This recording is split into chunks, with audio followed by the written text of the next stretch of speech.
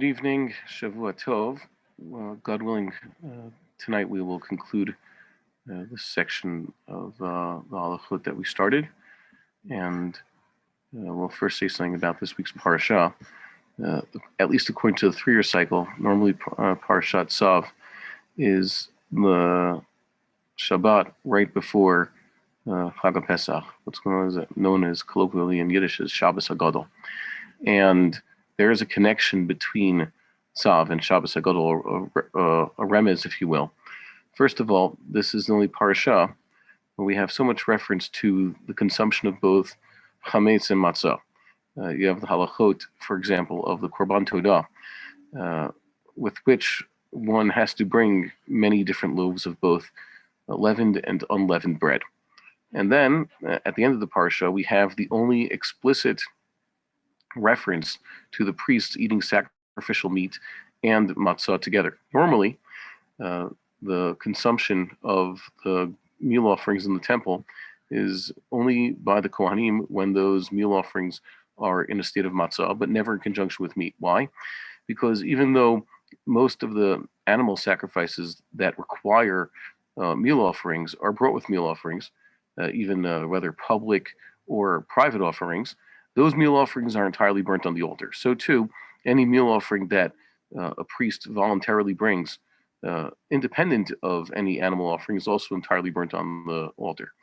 The ones that the Kohanim consume, the meal offerings that they consume, are ones that ordinary Jewish people voluntarily bring, and it's the one who offers it. It's his decision what kind of matzot to make from that meal offering, or it's a reference to the bikurim on Passover, the shtei halechem on Shavuot, or the lechem hapanim on a weekly basis.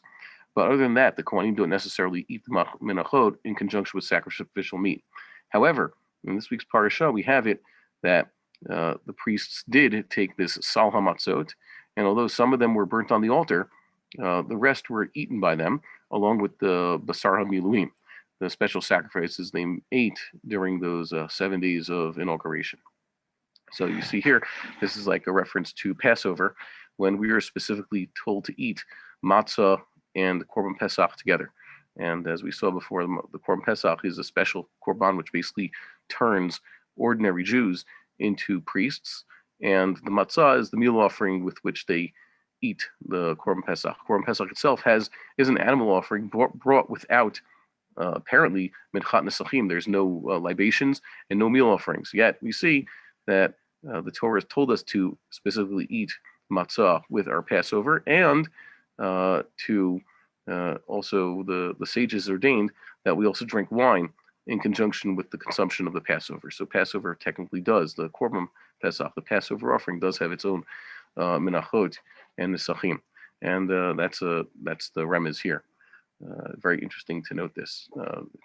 It always ends up that Parashat Tzav is right before Passover, except during leap years, at least according to the way we do this. So this year is a leap year, so we're about a month ahead. Hold on a second, someone's trying to get in. Let's see something. I can't see how to admit someone, so I hope it's not someone trying to get in. And we'll continue. If there's any questions, by the way, please feel free to interrupt me, and afterwards, if there's still questions, we will be able to answer them. So I'm trying to put the sources on the screen. For some reason, they just disappeared while we were talking about the parasha. So we're going to put them back here. Okay, this is where we were last time. This is halacha about how they have to extend the borders of the city of Jerusalem. Why extend the borders? Because halachically speaking, only that which is sanctified completely is a place where people may eat the sacrifices. And we're going to see a map soon. Machbili was very nice to include it in the new editions of the Rambam, where he shows what areas were last sanctified. These do not correspond to the current walls of the Old City, which are relatively new. As you know, they were made in the Ottoman period. Suleiman the Great, or the Magnificent, whatever his name is. And we know very well why it is he put the walls where he did, and how he was upset about the location of other walls.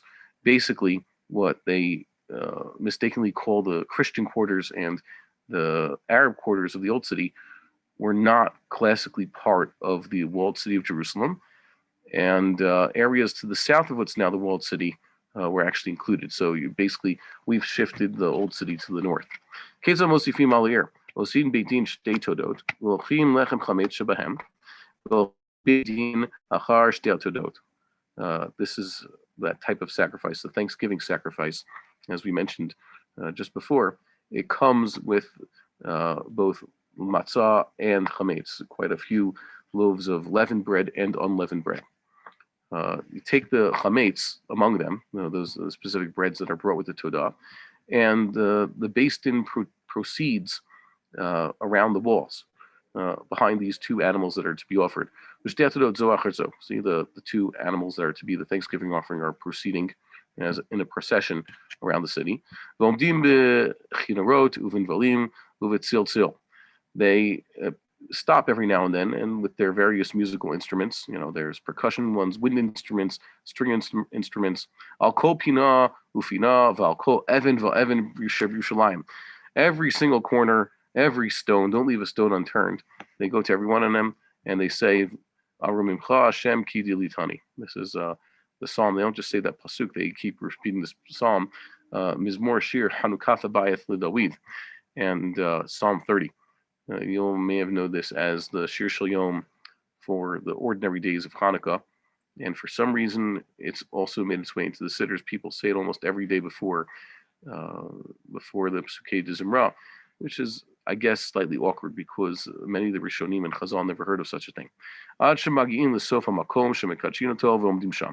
Until they get to the edge of where they wish to sanctify, they basically go into the area that they want to sanctify, and they get up to the point where they're going to finish the sanctification. That's where they stop. And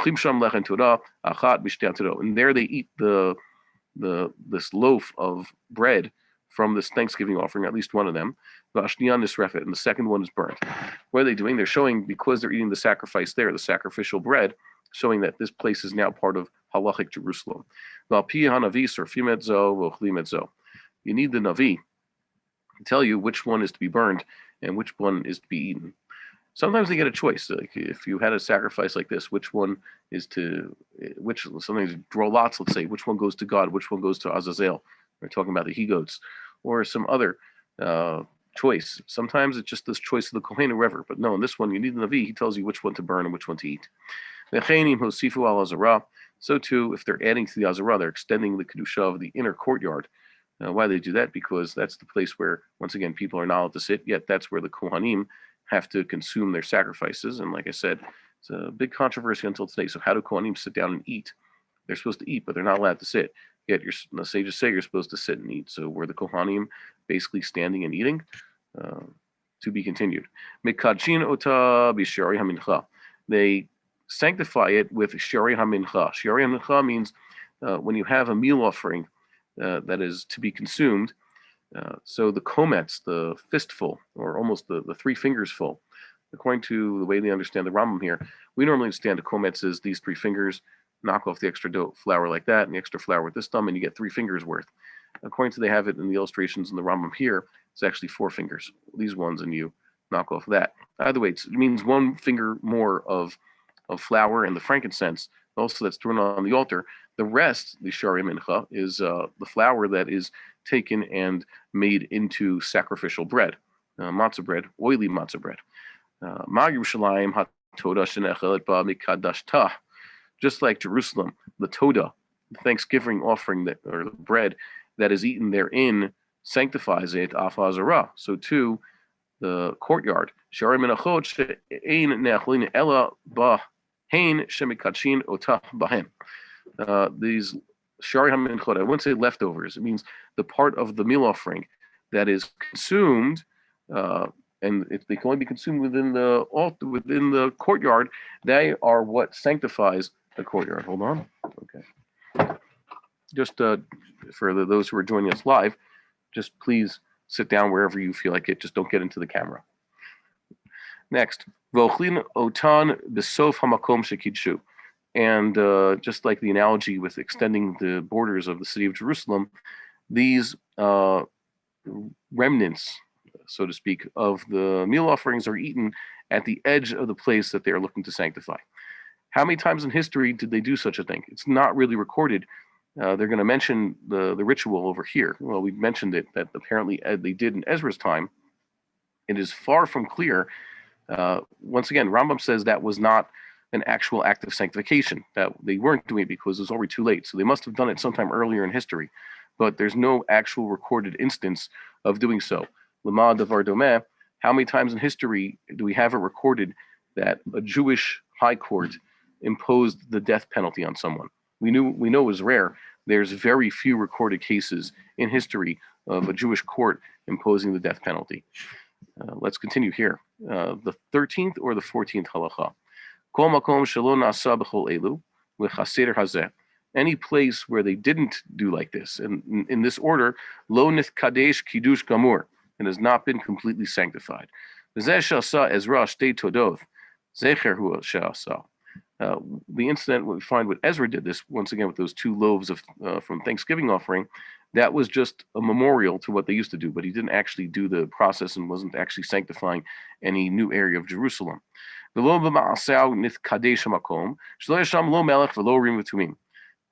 wasn't through his action that this place became sanctified. Why? What is Ezra lacking? Well, they did have Nevi'im in the times of Ezra. They did not have a king, nor did they have a Kohen who was answered through the Urim v'Tumim, and that is explicit in the book of Ezra already in the times of Zerubbabel, who was his predecessor. They found that the Kohen Gadol just was not answered, and they were waiting for perhaps a Kohen to rise who would be qualified to do so. They just never had one. Uvaman nithkadsha. So what sanctified the city at the time?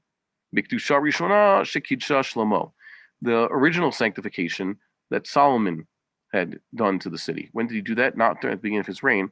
That was with the inauguration of the temple, which was a few years into his reign. Shehu kidsha ha'azarav Yerushalayim l'sha'ata. He sanctified the courtyard of the temple and Jerusalem at the time, and sanctified them forevermore.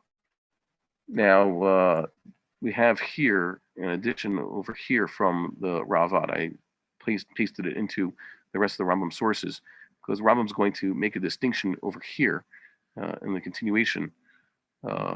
He says over here about how the entire courtyard is still fully sanctified, as is the temple. Rambam continues the significance of the fact that the temple was sanctified once and remains sanctified forever is that lefikrach makrivin ha-korbanot kulan afal pi she'ein sham bayith banui. Therefore, we can, this is in the present tense, bring the sacrifices, all of them, even though the temple is not built, it is not standing. And the Kohanim could eat the most holy sacrificial foods in the entire temple courtyard. Where's the courtyard? Even though the courtyard is not there, it's chariva, it's destroyed, and it certainly has no boundary defining it. The walls that were once around the courtyard, or at least the curtains that were around the tabernacle, are not there. You could go to the Temple Mount and see this for yourself. Yet, because it's necessary for us to bring the sacrifices, even today, if someone were to, let's say, bring his sin offering tomorrow after the let's say the daily morning lamb, so the Kohanim would sit. They wouldn't sit. They would eat the meat of that sin offering in the area that was the Azara. And that's perfectly legitimate. So too, we can eat the less holy the sacrifices, like the Korban Pesach and the second tithe throughout Jerusalem, even though there is no wall. Wait a minute, there's a wall around the old city? No, like we said before, there is no wall that matches the borders of the sanctified areas.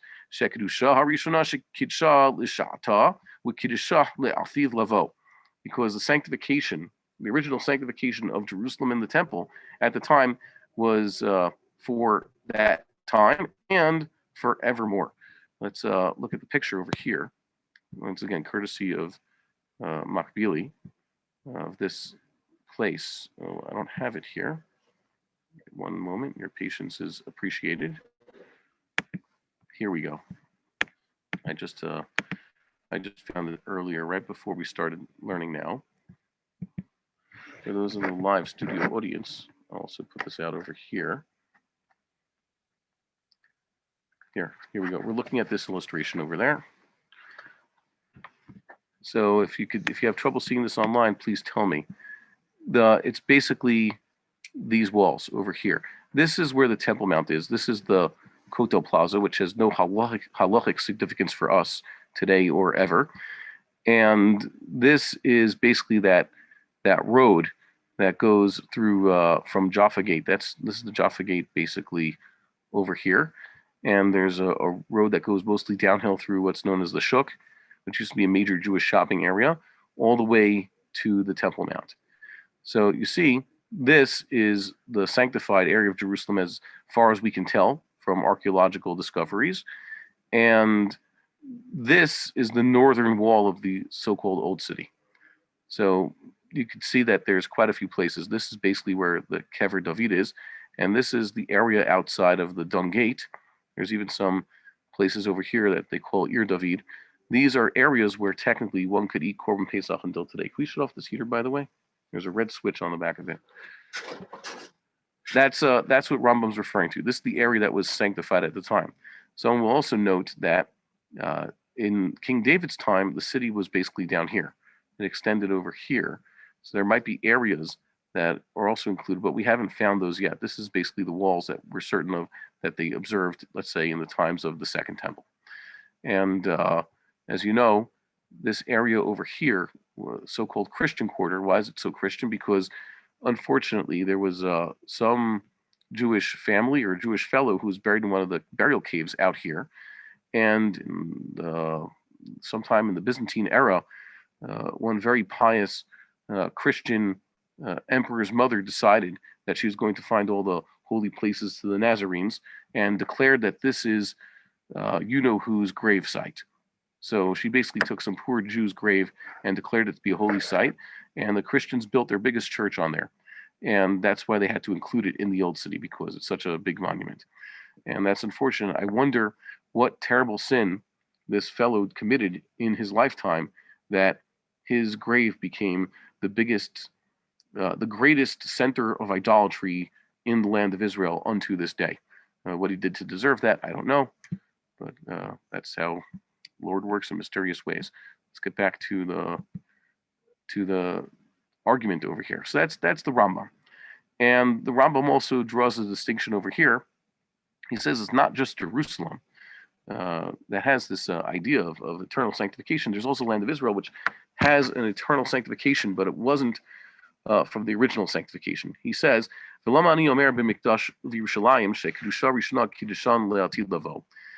do I say that concerning the temple and Jerusalem, that their original sanctification was forever?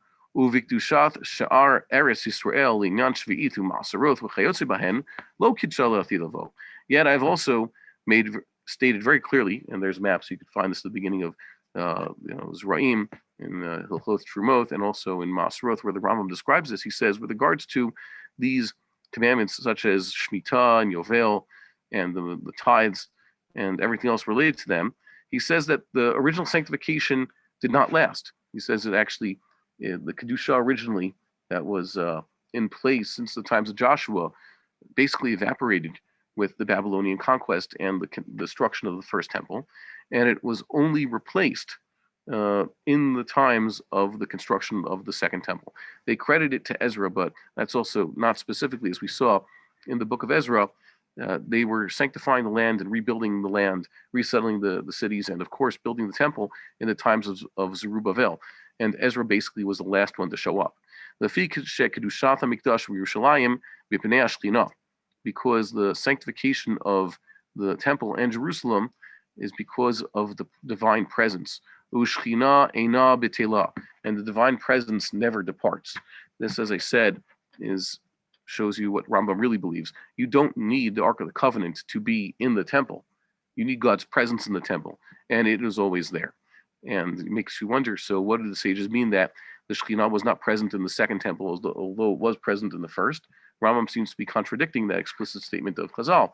And the answer is that Rambam basically contradicts all the parts of that statement from Chazal, which seems to be lav dafka, They say about there was no divine fire on the altar, but there was. They said there was no Nevi'im, but there were Nevi'im, at least in the beginning of the Second Temple times. Rambam said it was very hard for them to perceive it.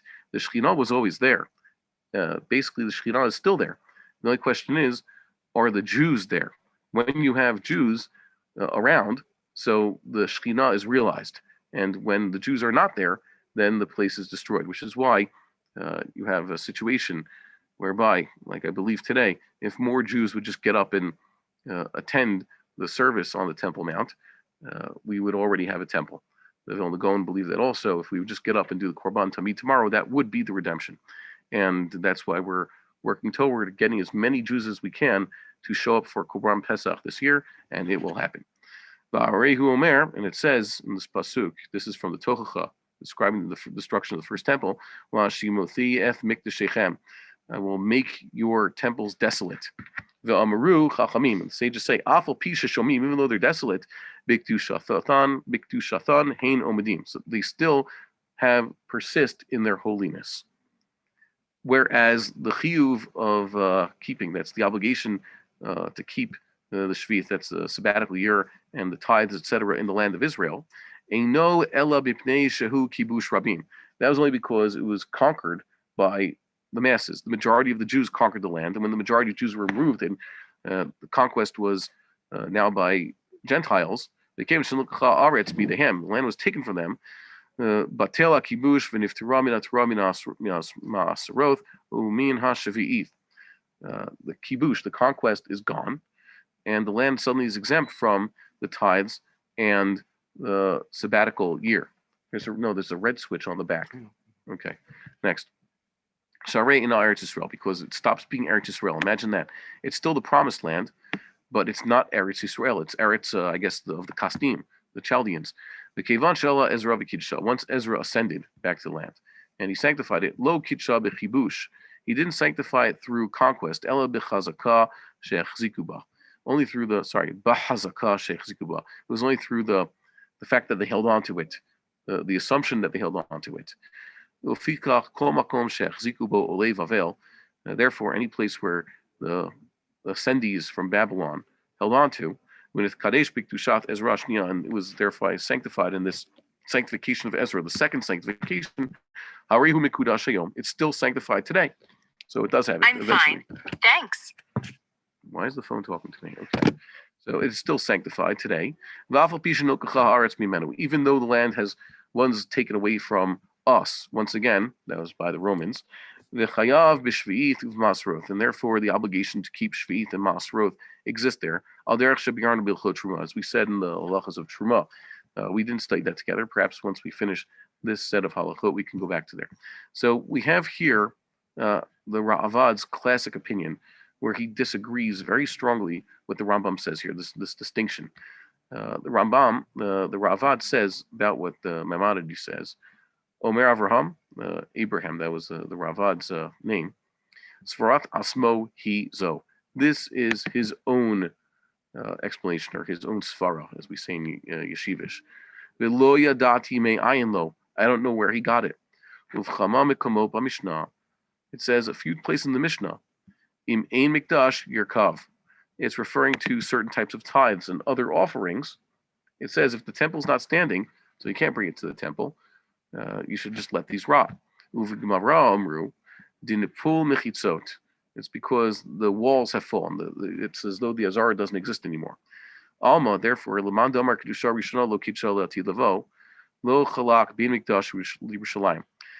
to the Manda Amar, the Talmudic opinion said that the first sanctification did not last. It wore off, just like Rambam says, the first sanctification of the land did not last. It wore off with the destruction of the first temple and the exile of the Jewish people.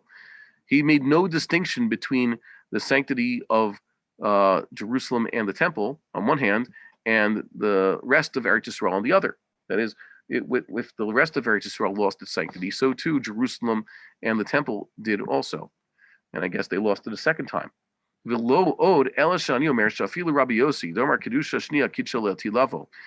Ravad is going to say, not only that, according to Rabbi Yossi, who's the author of this opinion, that this second sanctification of the land that Rambam described did last, and that's why we still keep, let's say, Shemitah and Yovel well, we don't keep Yovel. We should keep Yovel, perhaps. The Shemitah and laws of Trumoth and Masroth here in the land of Israel. Even if you say that, that's El Ishar Eretz Yisrael. That applies to the rest of the land of Israel. Aval Yerushalayim v'Lamikdash Lo Amar. He wasn't referring to the sanctity of Jerusalem and the temple, which apparently also, once again, those sanctities came back and once again were removed with the Roman destruction of the temple.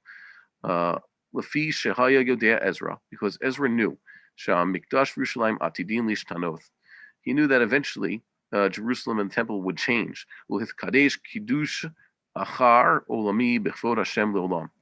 Eventually, I guess the third temple times, there would be a complete and utterly new sanctification through the glory of God forever.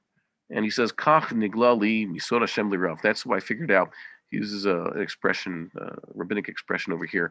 That's just how God shares his secrets with those who fear him. Lefichach Hanichnas Atasham Ein Bo Kareth. What's the significance of that? The Ravad is saying that the temple and its environs do not have the same sanctity as they once did. And all that we've been studying now about how one is forbidden to enter those areas because the sanctity is still there, the sanctity is not there anymore, so the prohibition is not as severe, and one would not be punished with excision for let's say entering enter. And then the Rambam says, well, one would be punished. Why? Because the sanctity is still there. You're only allowed to enter the place you're allowed to enter, and you're not allowed to enter the places where you're not allowed to enter. By the way, this is the basis for the more prominent position, the mainstream position, which you've heard about a lot, saying, we hold the Rambam, the temple is sanctified, the temple of Mount is sanctified, you get punished for going there, therefore do not go there. But that's an inaccuracy. Yes, there are areas where you should not enter the Temple Mount, but as Rambam said, the Temple Mount is sanctified, and therefore go to the places where you are supposed to go.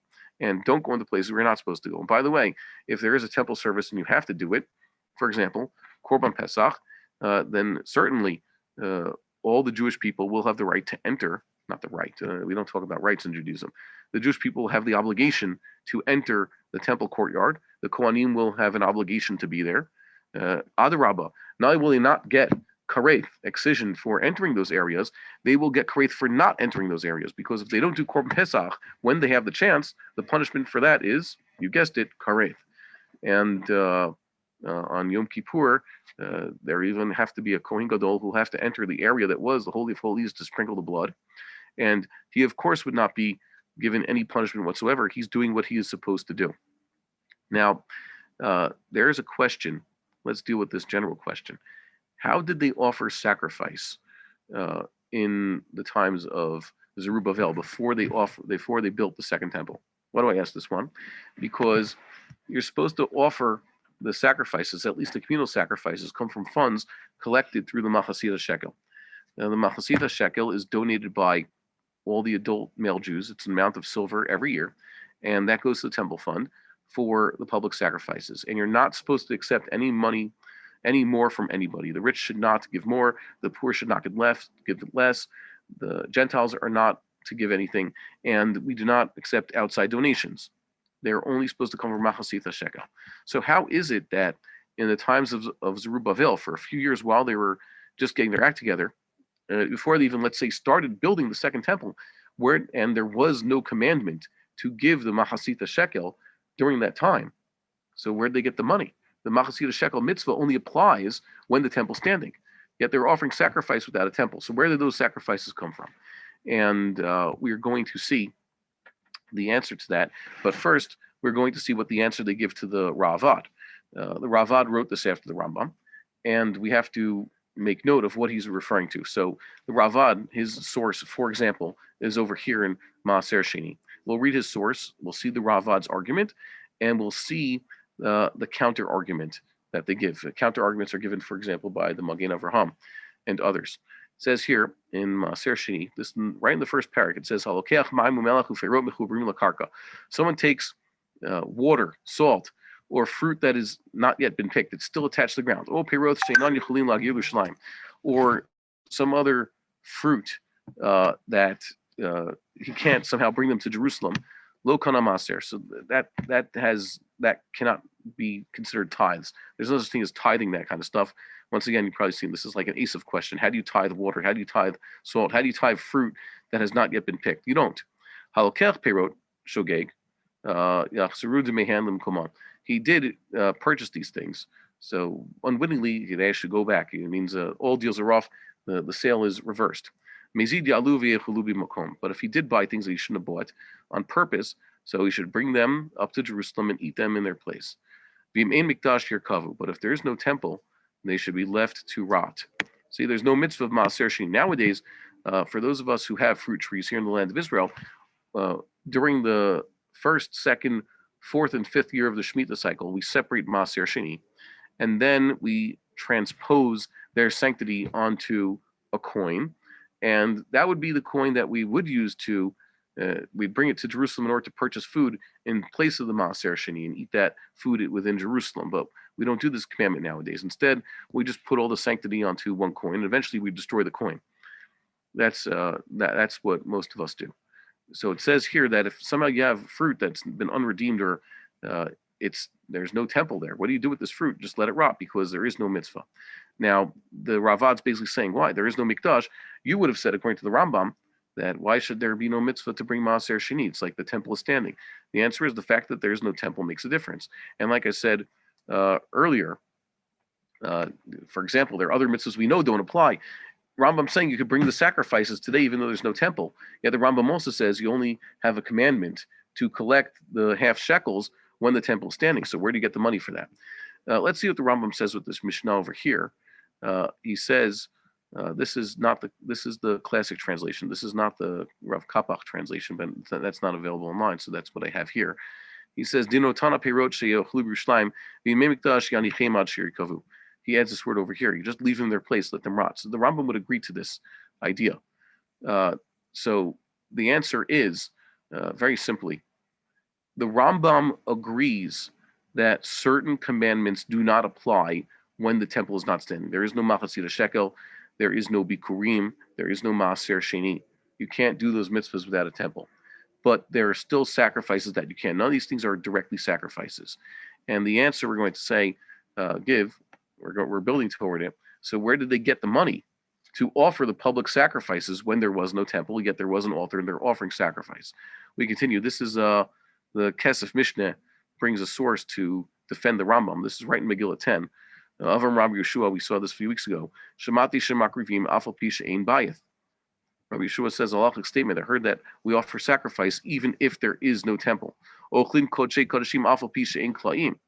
We eat the most holy sacrifices within the Azara, even if there is no curtains. That is the defining barrier that is the courtyard of the temple, telling you where the courtyard ends. You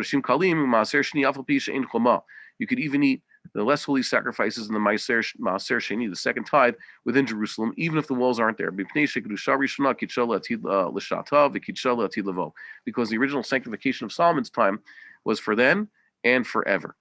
And here we have a passage from Zvachim also, which is, we're going to see it inside. It says, Itmar, it was said, Hamaleb is manazeh, a person who makes a burnt offering. He basically burns his sacrifice on the altar today when the temple's not standing. Rabbi Yochanan says, Rabbi Yochanan lived when? In the 3rd century. Amar Chayav, he is liable. Why? He offered, it's talking about the sin of offering sacrifice not on the temple altar, but somewhere outside the temple. Why is he liable for offering sacrifice outside the temple? Because technically speaking, even though Rabbi Yochanan lived centuries after the destruction of the temple, it was though the temple was still standing, and he had an obligation to bring his sacrifice to the temple, offering it like this is basically an example of a bama, a private altar. He offers sacrifice there. He's liable. Reish Lakish says he's patur. He's exempt. Why? Because there's no temple anymore apparently, so there's no prohibition of offering sacrifice outside the temple enough to obligate a person. It's still forbidden, but it's not going to be punishable. Rabbi Yochanan Amar Chayav Kedusha Rishona Kitchala L'Shata V'Kitchala Tilavo. Rabbi Yochanan says it's because the original sanctification of the temple was for then and forever. And Reish Lakish disagrees, says patur for offering the sacrifice beyond the temple because the original sanctification did last at least then, but did not last forever. And then they say that this argument between Rabbi Yochanan and Reish Lakish lines up with, look over here, Rabbi Yeshua's opinion. See, you have Rabbi Yeshua over here, and Rabbi Yeshua and Rabbi Eliezer, their argument. And this is the passage as you'll find it in Megillah. And over here, you have see Rabbi Yeshua's statement that matches this one in Megillah. So this is Rambam explicitly. Rambam holds like Rabbi Yochanan against Reish Lakish. Normally the halacha follows Rabbi Yochanan and not Reish Lakish. Rabbi Yochanan says that the sanctification of the temple was forever. So here's a Maimonidean halachic response to the Ravad in Maaser Sheni. In halacha, he says in the second parak there, he says Maaser Sheni nechal liv alav. Maaser Sheni is eaten by its owners. Lifnim mechomot Yerushalayim, within the walls of Jerusalem, as it says, V'achalta lifnei Hashem Elokecha b'makom asher yivchar l'shakein shemo sham. Eat it before the Lord thy God in the place that he shall choose to domicile his name there.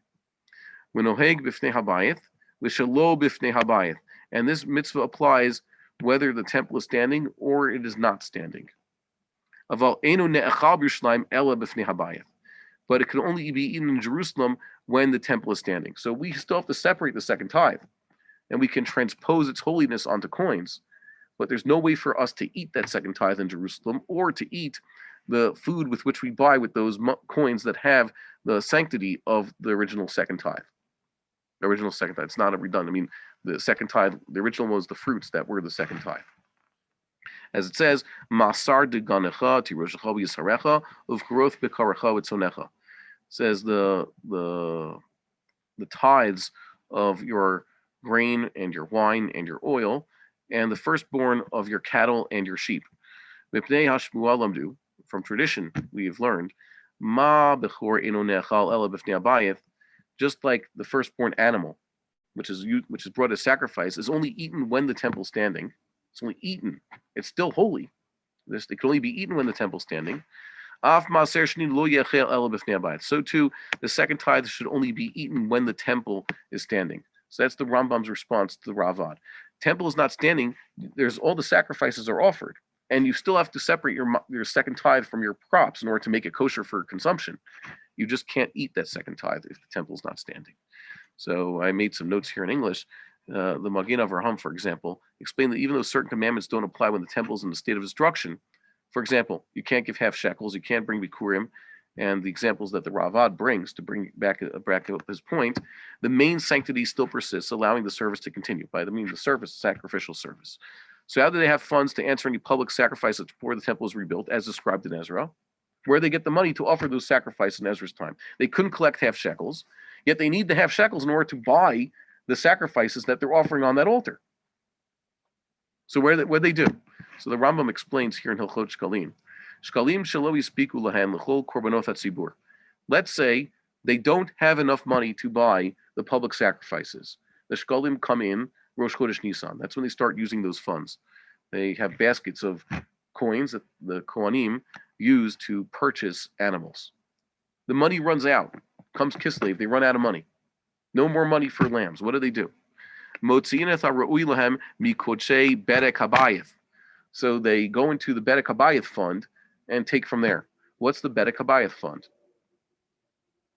That's the general temple fund, the building fund.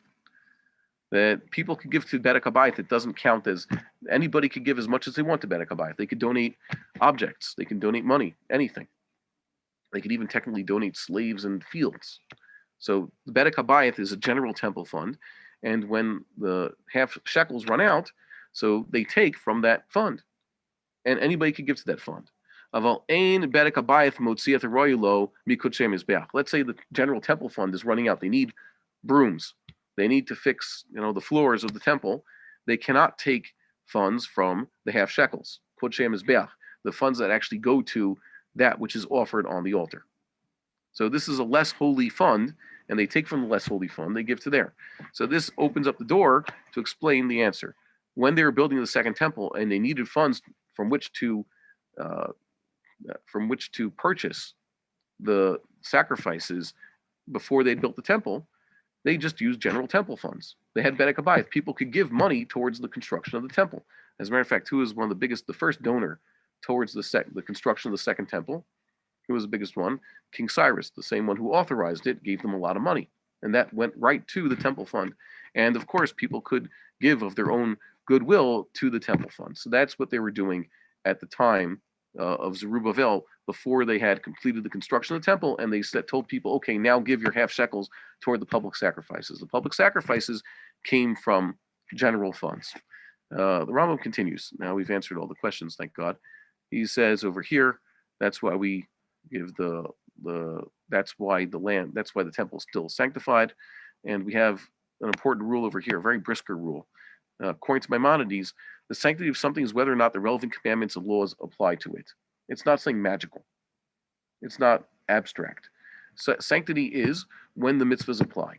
And the mitzvahs of the temple still apply today. And that is why the temple is still holy, and we should still offer sacrifice there. That is why we can say confidently, based on these Talmudic sources and Rambam's explicit formulation, that tomorrow morning, God willing, if the Jewish people were ready, they could place an altar at the place where it's supposed to be, as we saw in the illustration yesterday. There's a huge area in which to put this altar and start offering sacrifice tomorrow. All you need is a proper priest who has been to the mikvah and put on his priestly vestments and washed his hands and his feet from the cure or any other sacred vessel, and he could begin the service. Slaughter of the Tamid, like anything else, was done by Kohanim, but technically speaking, any Jew who knows how to do ritual slaughter qualifies. You just need a Kohen to catch the blood and to apply the blood on the base of the altar. That's all you need. And then everything else has been written out for us, and that would be the beginning. So thank you. I don't think we're going to stop here, look for questions. No questions came in online. So we'll end it for here. This ends this series for now because we're going back to daylight savings time next week.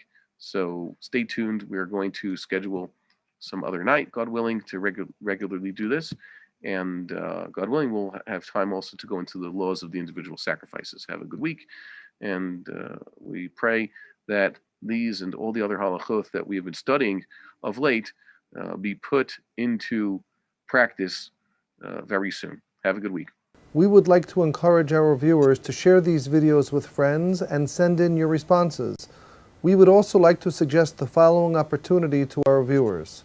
If you identify with Rabbi Bar-Hayim's message and would like to sponsor or dedicate a video interview with the rabbi in honor or memory of a loved one, if you would like to obtain Birkon Nusach Eretz Yisrael or invite the rabbi for a speaking engagement, please email us at office@machonshilo.org.